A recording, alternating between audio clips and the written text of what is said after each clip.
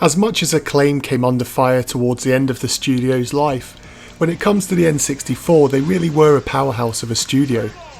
Not just because of the sheer number of games they would publish, but also because of the technical achievements they managed to produce on the console.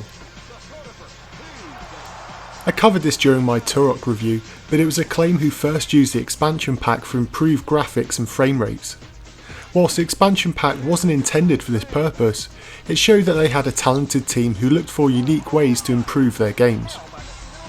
However, many people don't realise that to run the game in high res, the expansion pack wasn't necessarily required, as was the case with many of Acclaim's sports games.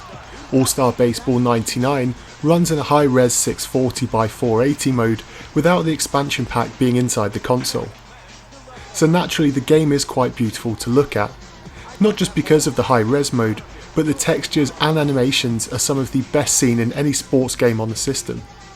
For its time, it was perhaps the best looking console sports game, which is a bold statement but entirely backed up.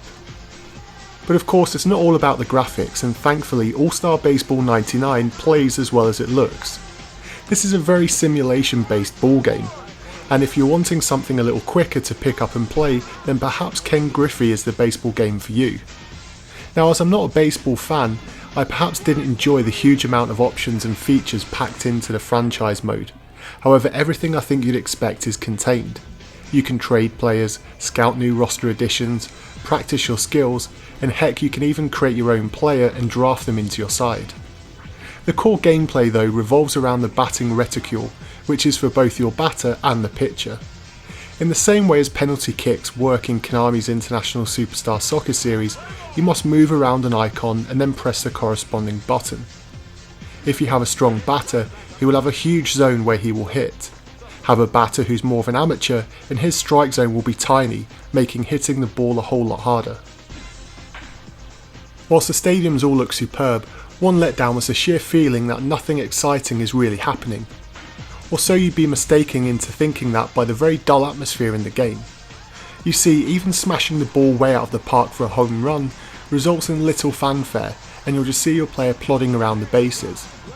I would have loved to have heard or seen the players go nuts, but this is not the case. Thankfully, the play-by-play commentary by John Sterling and Michael Kay do add a little polish, but their delivery is hardly Jim Ross of the WWF.